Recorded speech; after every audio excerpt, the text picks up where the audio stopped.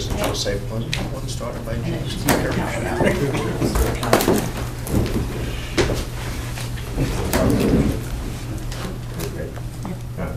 All right, 5:01, go ahead and call our workshop to order. Who's going to call the roll? Commissioner Snow? Here. Commissioner Curry? Here. Commissioner Delanoy? Here. Mayor Penning? Here. All right, so we're here to talk about enterprise funds. Yes.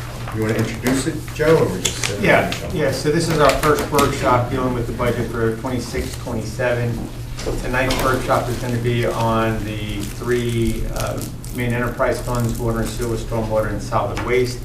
Michelle will go ahead and give you the overview of that. Everybody should have received a copy of the workshop document in an email, and it's also on the agenda. It's very typical to what we have been doing the last couple of years of providing you this information. And then we've got plenty of time, so if you have any questions about projects or funding, feel free to go ahead and ask it as we move along. Okay. All right, Joe mentioned we're going over the enterprise funds. And an enterprise fund is a business-like fund with the goal of recovering costs of the provided services through user charges. This presentation does not cover the general fund or the CRA, which we will discuss on July 28th at the governmental funds workshop. A few revenue notes. This is our third year of the 5-year plan as recommended by the Raftellus rate study. It's an increase of 2% for water and 4% for sewer. And this continues the city's long-term strategy of gradually funding operations and infrastructure without large one-time increases. There is no rate change proposed on the water and sewer repair and replacement, which is $3 per month for water and $3 per month for sewer. And just as a note on that, that is help me if I say this wrong, it's actually kind of a fund within the fund. So that water and sewer, $3 is within the enterprise fund, but that's used only for capital improvements. Right, it is a capital fund. 407. Right, we refer to it as 407. Is this 2% and 4% per year? Yes. You know, every year for 5 years? Yes. Yeah, in that 5-year study. So we came off of a 5-year rate plan that we had done through Stantec, and then the principals of Stantec went over to Raftellus, and they came back and they did the next round. And it's actually less this 5-year period than it was the previous 5-year period. So water is 2%, sewer is 4%. I think last year they were both last cycle they were both 5%. Right. What's the percentage it's costing us now? Are we staying with it? Are we on top of it, or are we? Well, when we did this study, we positioned ourselves very well the last cycle. And because of that, we didn't have to increase this much. So in the study that they did, they took into account all the capital projects that we're doing over there, our operations, the grant funding that we have, which was a huge plus to our programs. So we'll continue this 2% and 4% for the next 2 more years after this. And having all those grants was a good part of the reason why we were able to decrease it from 5 to 2 and 4. Oh, it was decreased. Oh, yeah. Yeah, I wasn't up on that, I'm sorry. Thanks, I appreciate it. And then the last thing. And then the proposed rate change from the current annual stormwater utility assessment of $96 per year to $99, which is $8.25 per month per equivalent residential unit ERU. And this is an agenda item for tonight. Yeah, and we went up to $3 a year per ERU, and that's an equivalent residential unit, and that's what each individual single-family home pays. But then that is determined by a square footage and is applied to commercial properties. So, for example, I know Blue Water Marine is a high stormwater paying company. Publix, because they have a lot of impervious area. So those big companies that have very little impervious area or greenery are going to pay a lot of money in their stormwater fees just because they don't have any place to just have it figured out. And we kept it below $100 because they didn't want to see three figures like that. How did that work for Marina Drive? Not as well as we could, because I'm not comfortable with that. The reason being is we use the formula that we apply to all the commercial properties. Marina Grand is considered commercial, not residential. And we do it based on the footprint of the impervious area. Some places actually charge that same number per floor, Yeah. which would be, Yeah, that would be pretty high. if we did that, we can probably not worry about the sales tax. I don't know how many cities actually do that, but Ernie, who's our consultant, he said several cities do that. It's got to be an astronomical number. We could make up some of our losses. Yeah, we could do that. I don't know why we don't do it. It's just we've always done it this way. I don't know if the commission has to set a Well, it's policy. really no more impervious. That's what I'm saying. You're stacking. They're just stacking them. Yeah. It's a money grab. Yeah. You know, whether you have an 8-ounce cup or a 208-ounce cup, as long as that footprint stays the same, it doesn't affect anything more. That's why I'm not particularly comfortable with doing it that way. They use a lot of sewer though. But this is They're stormwater. paying for it though. Well, That's on the sewer side. yeah.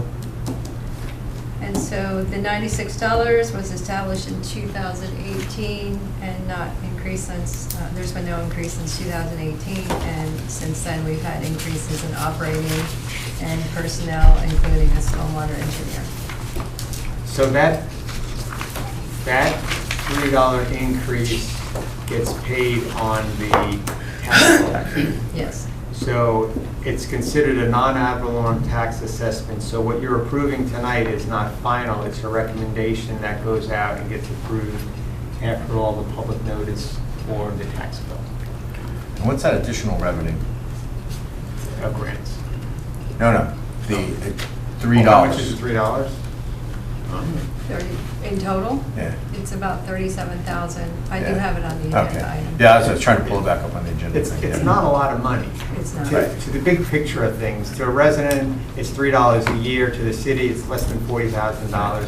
And when we get into this, you're going to see that, you know, between the grants that we have and the cash carry forward fund balance that we're using to match that, we're running out of money now in the stormwater because we have these projects. That's my concern, is that if it's only 30 grand and we're running out of matching money, we're gonna have to start turning down grants. Raise it next year when Brian's in charge. You might as well go out with a bang. The $150. Can't we blame all this on you? It'll happen. As you walk out the door. It'll happen. So, I mean, we're increasing it for the first time since it was established in 2018. What's the thought on doing like the water rates, having a percentage automatically for the next 5 years and 10 years? It's in there. No, for the On renewal and stormwater. replacement. Because costs are drastically going Of up. course, they're going, you know, you should talk to me in my office. I don't know, I just thought about it. I don't remember how that stormwater fee was created, how it was established. I believe we had to have done a study, and the study was based on the impervious area of a typical home that we then applied to an equivalent residential unit for the commercial properties. I can't find that study. We looked for it. Okay. I can't find it. So I don't want somebody to come in and say, where'd you come up with that number? Okay. And I don't have to pay for another study because that'll cost us Right. anything that we raise in the $3. It'll outweigh it.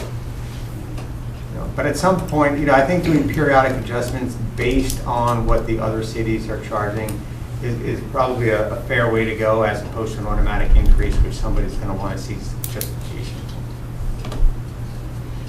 One man's opinion. And then moving on to net position. This was as of the audited financial statements last year.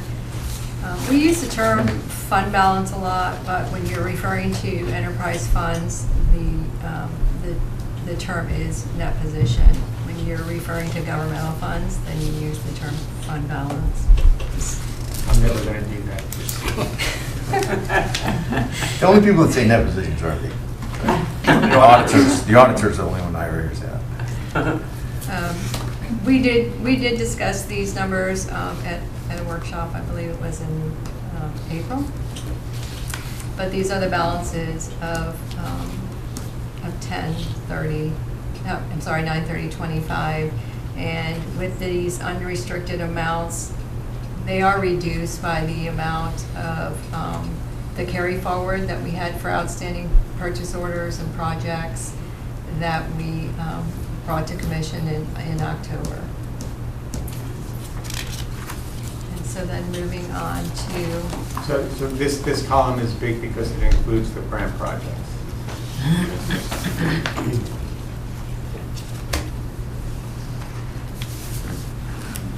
the restricted is large because it includes the capital assets at public works. Public works. Right. I said it the other way, didn't I? I said the project, it's the capital asset. Net position. Okay. And then moving on to the water and sewer operating fund, if you see the actual 24-25, the revenue was high because that included grant revenue for ARPA, and then in 2025, the start of the SAFI money. And so the 2026 is the original budget. We put original when we're doing the budget workshop because we're starting original, comparing original to original. And then there's a slight decrease in the 27 budget. There is a decrease in internal transfers, and we'll talk about those, but most of it has to do with the decrease in debt.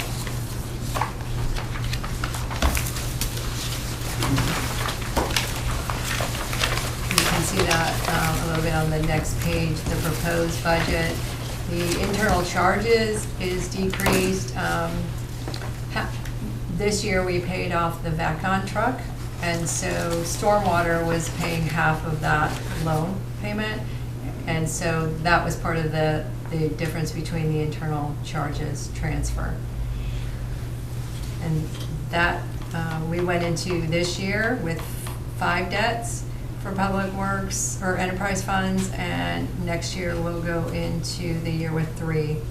We will, this year we paid off the VACON truck and one other SRF clean water loan. And then next year, going into next year, we will have 2 SRF loans and 1 system improvement revenue bond. And those rates are rather different, 3%, aren't they? The SRF loans are 2.12 and 2.17, and the revenue bond is 3.46. On the rate of inflation. Yes, yes. And then if you notice, in the expenditures for the proposed budget, we do have a contingency, $561,000. This year, rather than budgeting every available dollar into capital projects, we intentionally established a contingency, and then that provides for some flexibility during next year, and if needed, can be used for matching grant funds. Yeah, so it's not a public works slush fund.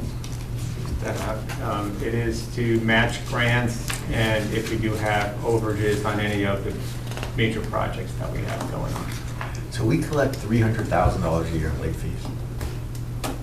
Is that what the penalties and misses is? Yes. Yeah, I just paid one today. Set it up on auto pay. That's what I did because I had one that something happened with my bank not getting it here in time, or so, I don't know. But I get a late fee and I'm like, you've got to be kidding me. So I signed up on the auto pay. It's pretty high too, we need to reduce it. I did decrease the estimate for that revenue because we pushed the auto pay. we've stepped up our phone calls, our, you know, even to the last minute, we're making phone calls, so that people don't get disconnected. We do a lot in the department. Michelle's team does a lot to try to help people avoid that. Phone call to us. Some people are just chronic late So we got payers, 2 phone calls, one from the system and then one from a live person. and one from the manager. Jay, get down here. I just forgot it. That's all I can tell you. Sell your tools, cut your water off. 'Cause I usually pay it like right about a week after I get it. When I come in on a Monday morning, see Joe, I usually come in and pay it. Did you ever cut your own water off? Never was late. And then he argued with himself. Going down to pay it right now. Can't. Turn it off. We're gonna charge you. Don't get me started with that. I really feel like it's too much. I really do. The late fee. Yes. I think we should have a late fee. I don't think we should have a late Did you want to discuss that? Or? fee. Not really. Won't go nowhere anyway. Okay, so then moving I on discussed to, it for 13 years. pardon? I discussed it for 13 years, Oh, late fees.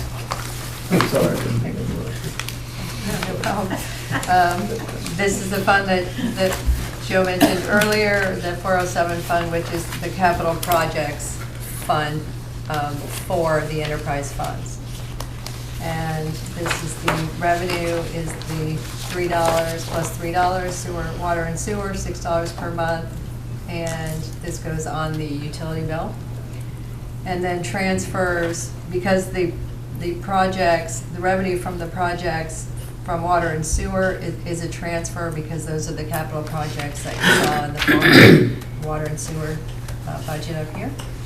And so that's the transfer of the $1,194,500. And then again, we have some planned contingency, $607,500. So you see that revenue in and out because we're doing the expenditures all out of the 407 capital projects fund. And the next page is the breakdown of what those projects are.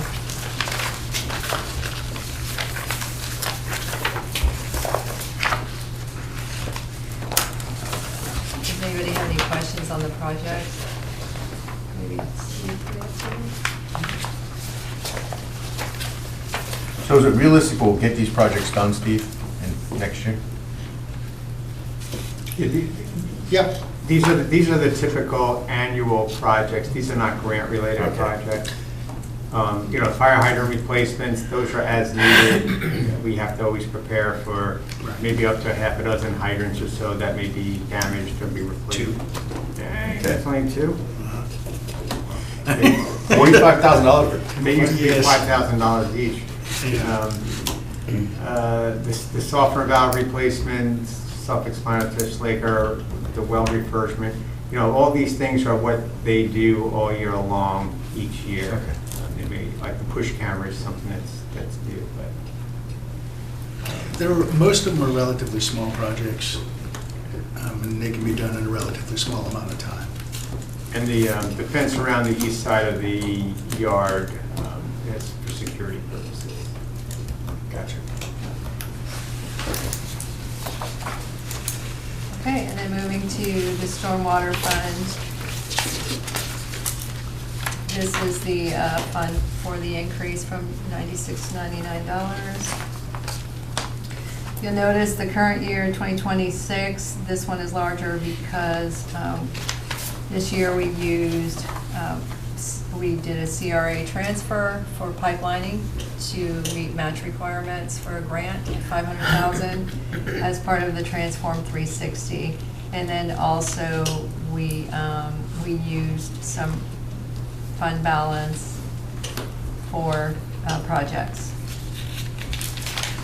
And so my only concern is that we're spending less each year since 24. We're spending less than we did in 24 and less than we did in 26. Are we cutting it too much to the bone? Well, we're matching projects is what we're doing. So Okay. we're spending down. There's not much that's going to be left over in the next position. Right, After next year. after the end of this year. Right, okay. So, you know, we maintain the required fund balance, but there's not a, Net position, yeah.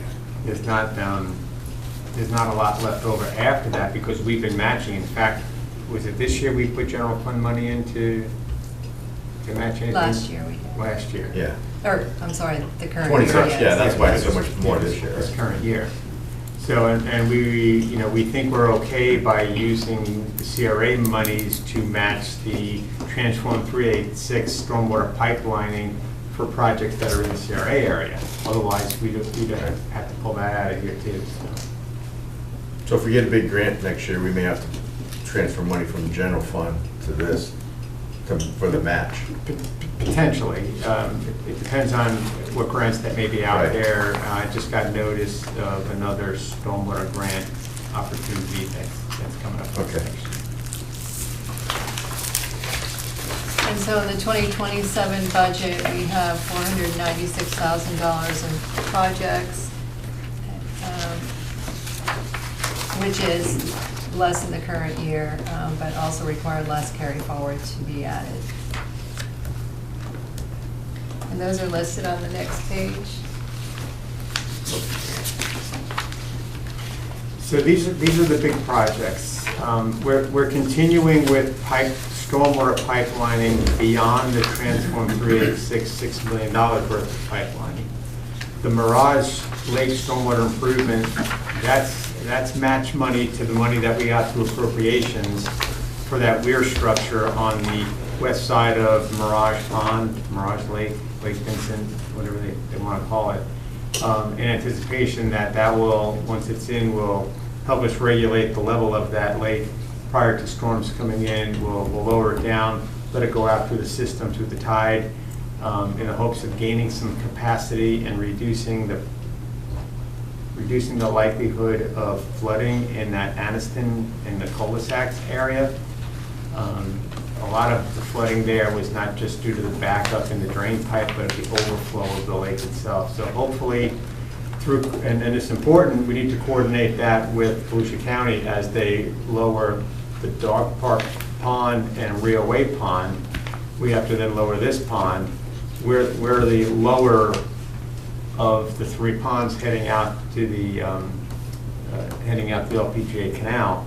So it has to be done in coordination with them in enough advance time of a storm coming in. We don't want them to flood over. Well, I don't think they'll flood the lake. I don't think that's ever been the case. No, but if you open our gate and they open their gate. Right, that could happen, or they'll have the canals full and we won't be able to lower it. So it has to be a coordinated effort. And frankly, I think we should go first. So do I. We'll have access to the data with our estuary monitoring. Right. Yeah. And then solid waste, which is our waste pro contract. This year, the waste pro rates included a 7.06 fuel increase adjustment, CPI 4.16%, and then we had the agreed upon rate stabilization of $1. So we're in good position in this fund because if you remember a couple years ago, we decided to go with a percentage increase over what we were charged from the hauler, from Waste Pro, that we then applied to the customer. And that fluctuates with the rate increases that we get from the hauler. So, Right, and for the expenditures, we have the $200,000 mobility fee that we transfer to cover the roads maintenance. You'll see that revenue in the general fund budget workshop. And the part of the other operating is the cost for crossings? no, the gentleman that does the. Oh, for Bill. Right. Where's the mobility fund coming up in the solid waste? Several years ago, back when John McKinney was here, we determined that we were able to take out of the solid waste fund a mobility fee that we used to pave roads, because those heavy solid waste trucks are driving on our roads every day, and they're a big contributor to the deterioration of the roads. So that's how we kind of. And that's how it's allowed to come out. Yeah. But by the same token, we also don't have the same restrictions on our solid waste enterprise fund as we do on our water wastewater fund.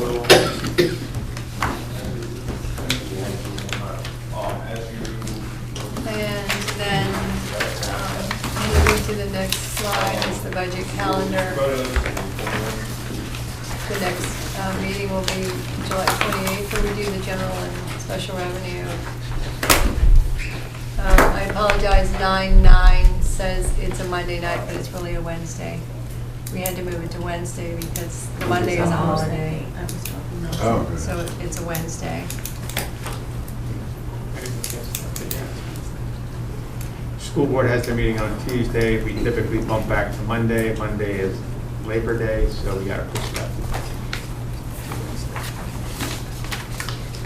Unless you guys want to meet on Monday, I So don't. it's still gonna be on 9/9? That's what I'm right. It is 9/9, but 9/9 is a Wednesday. So the Waste Pro additional costs, including the fuel charges and everything, is only $110,000 next year, more than this year?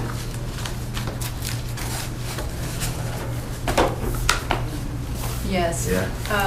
So what I do is I analyze, I mean, we have some certainty in the number of residential, toter pickups. Right. But then when it comes to roll-offs, that one I'm kind of estimating based on history. And so this year, I went down a little bit in the roll-offs, so based on the actual of the current year. So it's kind of offsetting. Well, if you take the Waste Pro expenditures, the $2,850,000 minus $2,741,000. It's only, right? It's because of the product breakdown, so to speak. Right. I thought, I expected it to be more. So one thing where, it's not in here, with our mobility fee and the gas tax and all that, when we plan our road paving, we try to capture 2 years' worth of revenue so that we can do a bigger project instead of 2 small projects. But instead of doing sidewalks next year, we're going to end up doing pedestrian crosswalk areas, because a lot of those crosswalk areas have just been worn away. I'm concerned that we'll end up in a lawsuit if we don't get them marked and identified better, so that's a project that we're going to end up doing. Public Works has already worked on some of the ones on Riverside Drive, but we've had complaints, but there's a lot of other crosswalk areas in the city that need to be really updated and refreshed. While I'm talking about crosswalks, I sent you an email out a couple weeks ago with regard to the crosswalk in front of City Hall that was supposed to start this month. And when I contacted the DOT and the engineers, I was informed that, the project's still moving forward, but they've incorporated it into their road improvement program, which is the repaving, which I think is starting down in Myrtle Beach or Edgewater and working its way up. So they're not going to now get to Holly Hill until the early part of 2028. Wow. So I wasn't too happy about that. It's huge. I thought it'd be done before the end of the year. So before, it's going to require, they're putting in the crosswalk, they're putting in the lights, the flashing lights that when somebody hits the button that they can cross. But we're also doing a modification to the median in front of the south exit entrance into City Hall. So that'll be a limited access point. So people coming south can't make a left to turn into City Hall there. They'll have to come around to LPGA and come through the back. It'll be kind of a hump there where the police department vehicles can use that still to exit in an emergency, but it's discouraging people from coming in that way because we want to reduce the points of impact on that area. At least that was the last design that we did. Any questions on the? So, just while we have a few minutes, we set the budget, which you'll hear at the next work session. We set it using the current millage rate, which is 5.8. So I haven't heard any objection to moving forward in that way. I sent you the numbers on the millage increase, so that really is not, I gave you the wrong number initially. I looked at I repeated the 5.8, just that's what went over. So that's how the budget is set moving into next year. Based on the uncertainty of November's election, I think. Yeah, and and while we're talking, we're moving forward with the fire assessment fee. We have a meeting, I think, next Thursday with them to talk about that. And typically what we would do is if you establish a fire assessment fee is just as round numbers. If the fire assessment fee is going to bring in $1 million, you would lower your millage to the equivalent $1 million or whatever that new millage rate is. But with the uncertainty of what's happening in November, if that passes, you will more than likely take whatever money that you're bringing in through that fire assessment fee and leave your millage rate the same because you will have lost that amount in that homestead exemption. So there is a possibility that some people will pay less in the fire fee than they do in their taxes, but there'll be scenarios where some people will pay more in their fire fee than what they were paying in their taxes. Where's that fee gonna be at? We won't know until they do the study. Where it'll be paid from? It will go on, I think it goes on the property taxes. It's a non-ad valorem assessment. Right where the stormwater is now, Right. it'll be a line, separate line there. So it'll get paid once a It's not year. gonna affect the way they're gonna stature the home exemption? It's not gonna affect it? No, this is what's called a non-ad valorem tax assessment, so it's separate from your property tax. So it'll just be there regardless? It'll be there like the stormwater Like the fee. stormwater. Yeah, and it'll be on there, and then whatever happens, everybody's biting their nails to see what happens in November. It depends on what circle you're running in, is whether or not you think it's going to pass. Within the governmental circles, we think that it's not going to pass. In the private sector, it sounds like it is going to pass. So we really need to do the math on that. Well, we did the math. We know what our numbers are going to be. No, I don't mean us, I No, mean the general public. general General public. public, No, I mean, it's not really a good thing. well, like I said, they Sounds may nice. save money on their taxes, but it's going to cost them more on a fire assessment fee, and not just here. It's going to cost them more on rent, it's going to cost them more on product that they have to purchase. So Commercial tax. sooner or later, that payment is going to come out one way or the other. It has to. Well, the people that are going to be affected the most are the poorest of the poor. That's right. Yeah. Yeah. It The people knocks that have them $1 million out. houses can afford it. The people that are renting houses, Yeah. On our new and replaced that we have on our water bills, this is part of that, right? The R&R. It's $3. Yeah, the 3 and 3 is on your water. And we're paying, what, $6 and something now? 96 a year. No, that's stormwater, he's talking about We're not R&R. changing that. Oh, It's- sorry. It's 3 plus 3, so So you it see will be? $6. It is now, it will stay the same. Thanks. At some point, that will probably also creep up. Yeah.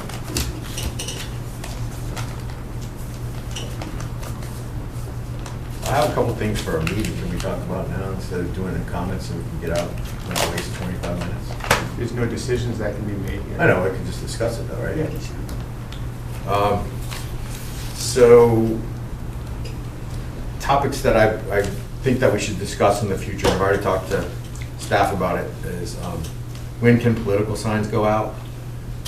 Our ordinance is so old that it predates, used to be absentee ballot, and we are on vacation, but now it's vote by mail, and the ballots went out last Thursday, and people received them Friday and Saturday, and people have already voted for candidates that they don't even know are running because they haven't had the opportunity to put out signs, because you can't put out signs the regular signs, you can put out the Right. small signs, but you can't, and from what I remember, years past, as soon as qualifying was over, the signs went up. Maybe no one objected and no one checked, but that's, so, and I've talked to Brian about, I think we need to address that, so that I believe as soon as you qualify, as soon as qualifying closes, you know you're a candidate, put the 2.5 foot, whatever that 18 by 24, the regular real estate sign, that should go out the next day. Right. Yeah. Um, I agree. So, there's been a lot of confusion about that. Then, we had it on the agenda tonight, we received a video from the Volusia County Stormwater Committee. Nancy Miller and Jake Johansson have sent us a video, they want us to play it at a commission meeting. I talked to Joe, and we're gonna play it at the next commission meeting, and also have Joseph come and Steve come and talk about all the projects that we have done and all the equipment that we have purchased, so that we can put a spotlight on the proactivity that we're. I think moving that's forward with. so important. We did it last year, and it worked very well. No, that's all different Yeah, things. just that the video's new. I The video's think new. it's so important to. Yeah. Well, Mr. Legary had brought it to my attention. He hosted that political forum recently, and it was very well attended. He's like, wow, wouldn't it be great if we could have the same thing with our stormwater? I said, well, funny you should ask, because we just got the video, and I think we should do it at a city commission meeting rather than have a whole special meeting. So, He's looking to do, and I know the it's not 27th, 27th, do he's looking to another. do a forum with the county County council at-large. at-large seat. Candidates come to Seco Hall. So, that's that. And then, our Holly Hill Sunday Market, or lack thereof. Like, So, I don't know how many of you have gone, I know Commissioner Snow and I live the closest, so we go there quite frequently. And it started off with a whirlwind, it started off great, it had a great produce guy, and then we redid the park, and we told them we can't drive on our grass anymore, and moved them up here, which should have been great. Only during The construction. produce manager, the produce guy retired during all this. I think that's what. But the people that, and then they went back. They blame it on the. They blame it on the fact that the city made them move up here and it killed their momentum, but they've had a year since that happened. to I vote. think it was the produce guy being gone. It- Because they haven't really had any Right. real produce to So- speak of. Yeah. So Joe and Brian and I met with the ladies that are running the market, and said, hey, we need to formalize this. We need to have a memorandum of understanding. We need expectations. I think it's implied that you can go to a market on a Sunday morning, there's produce there. What I think the problem is lack of consistency. Sometimes you go there, there's 3 people selling stuff, and sometimes there's 10. Right. So we gave them options to relocate, change the time. They decided to change the time to 4 to 8. 4 to 8. on And Sunday. I brought up the point that it rains every afternoon in the summer. So they got rained out last weekend, they got rained out this weekend. The ladies that have been our contact have hired a market manager and dumped all responsibilities on her. They've had a falling out. She now wants to start her own market, from what I understand, she and her sister. And when Joe and I met with them, we said, hey, you need to have no less than 10 vendors on average and a produce person. That's our expectation, and if you don't like it, are we charging you too much for the park? If you want to pay us $100 a week for the park, you can do whatever you want to there. Sure. But if we're giving it to you for free, we need some expectations. Right. So it's kind of getting ugly with the people involved in it, and who's on first, and who's in charge, and who do we have a contract with? We have no contract with anybody. So after talking with Joe and Brian, I think we should almost put out an RFP or an RFQ, and say, listen, we're willing to donate 4 hours a week of a public space. Right. We even talked about moving it to Big Tona, because the number one complaint that they've had is the produce guys have to carry their stuff, Right. because we won't let them drive on the grass. And so if they moved it to Big Tona, they could put forklifts and everything. There's an asphalt driveway that takes them right in there. Big Tona said they would welcome them. But in my opinion, we should set it out and say, listen, we're willing to donate 4 hours a week on city property to someone that wants to run a market. And you give us your best pitch, and then the city commission may say, hey, we don't like produce, we want candle makers, whatever it is. But let them give us their best proposal, and then we pick that, and then we formalize that in the form of MOU, and officially hold their feet to the fire, because if it was called, you know, Al's Produce Market, and it fails, no big deal. It's called the Holly Hill Market, and it's our reputation and our name on the line. So if it's not good, I don't think we should do it. And it's been less than good lately. Yeah. That's just my opinion. I agree with what you're saying, John. So we'll have to bring that back, take formal action on it, but. They may be at the meeting tonight, so I don't know if you want to repeat Yes, this. if they're here, I'll bring it back up. But I thought, you know, these are just some of the things that have been happening, and rather than it being a staff decision, and then I kind of got drug into it, and then I'm getting texts and emails and all this stuff. Listen, all I want is a market. I don't care who I runs it. think there's way too much drama. Oh, there is. And there's way too much blame the city. Right. And I think, to be honest, I don't think I've ever heard anything so stupid as to have it Sunday at 4 o'clock in the afternoon. Yeah. They think People if have done their shopping, they're ready for the week, they are not gonna come out Sunday and afternoon. they said it would be cooler. It's no cooler. It's It's much more not. cooler. They should have it at 7 to 11 in the morning. They It's should have much them cooler on in the morning. And Wasn't there any other way to start at accommodate them, as 7. far as like maybe using the end of the parking lot or something like that to keep them on the pavement so they could look? We've offered it to I don't know, them. we'd We've have given them to just every, use the edge of the pavement. and every just pull solution it in the there. world. We said, set up between the fence and the parking lot in that little wooded area.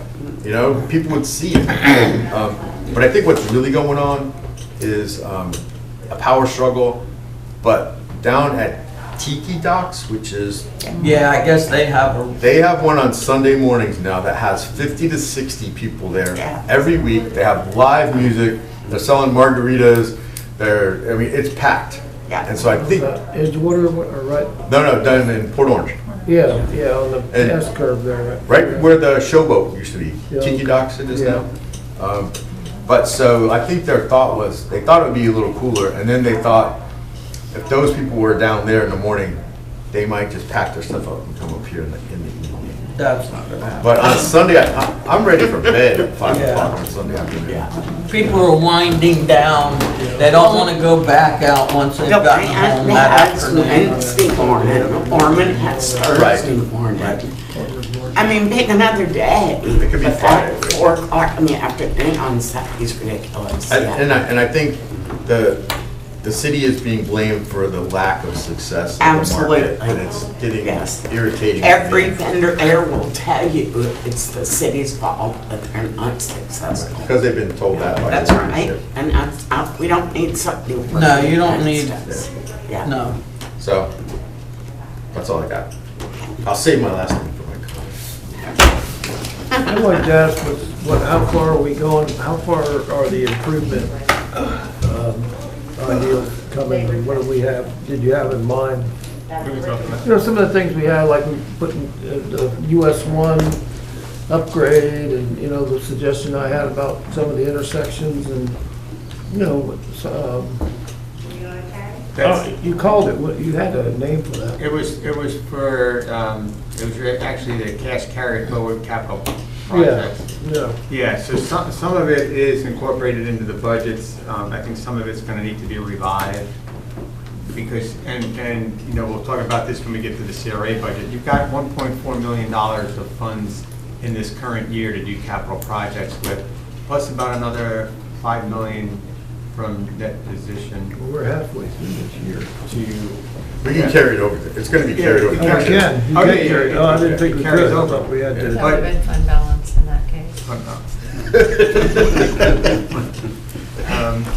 So, we, you know, Net balance is only enterprise. we want to identify, you know, Position. big projects that we can get done that make a difference. And, you know, some of the things we talked about were nice projects, but they weren't grandiose. They were small. If we approved US 1, like, this is Snow had here, Debbie had, I thought that was a really neat thing. For what, do what? The upgrading US one with the poles and the. That's small. We can do that, but it's not a big project. You need a big, Depending on how. Listen, we already got a Victoma, we can't do another grandiose Joe's project. waiting for, Joe wants a bronze statue. Bronze statue. No. yeah, we talked about the possibility of, Marina Grand and the commercial property out front is having a hard time with Marina Grand. So there's a turning lane down from 2nd Street to 3rd Street. And, Frank came in and was saying, is there any way we can get more parking? Well, there's a possibility, we don't need that turning lane that long, that we can take the turning lane from about halfway from where it exists now and run it south to the fire hydrant and maybe add another 15 parallel parking spaces in there. That's within the CRA that we can. And we have say over that, not Well, DOT, Well, because it's yeah, our road. It's city road now, and we could, we could fund it out of the CRA as a commercial improvement project. So, Right. You've got that going on. We talked a little bit about a gateway sign at LPGA and Ridgewood, but again, that's not grandiose. You might want to partner with some of the business owners at the entertainment district that we're seeking at the south end of town. Dino and the property across the street, and do something big down there. It's going to come. It's just So that's we can incentivize it. kind of what we're trying And I to. know we were trying to work with Daytona on it, but that proved Not happening. unfavorable, so. Well, I thought our whole city, if we did something down US one and you did a lot of these intersections in there, you would change the look of the whole entire city. I mean, if that's not grand, Yeah, Yes. we could do it on the side streets like we talked about. We can't do it on US 1. Can't touch because it's a US 1 state- though. It's a state road. But we can do it on the I side don't mean streets. that, I'm talking about like the idea with the poles and the Yeah, flags yeah. and stuff like that for Yeah. holidays and whatever, change the seasons, flag, I thought that's really cool. It's kind of like That might be Gardada does all the way down half of Gardada it across does. the Yeah, bridge. it's doable. It's not that it's off the table, it's doable, but I don't think it, Plus all the intersections around the town, I mean, you change the whole appearance of the town. You would change the whole appearance of our town. That would be pretty grandiose. I mean, there'd be a lot of money involved in it if you changed every intersection to that. You would change the look of the whole city if somebody came in here from what it is now. And another thing I thought of that's not really around, it was the murals. You could incorporate murals on some of these intersections, small murals of some sort. we put murals wherever we can. Right now, Low profile. you're not aware of it yet, but we're gonna hire Natasha to come in and paint murals on some of the stormwater catch basin manhole covers. Oh, cool. Just to I'm just kind of- saying, that, like, you could incorporate them in these intersections, you could build something there to put a mural on, or, I'm just saying to change the whole look of the city from where it's been for 100 years now, pretty much what it is now. 125 years. Of course, we had dirt roads, Come a long way in 125 years. we had dirt roads in the Yeah. 70s. All right. Anyone else have anything? Take a 10-minute break and How about a 2-minute break? can't start till 7. I realized that. Wait till 6. Okay. Yeah, 7's the old days. Why not?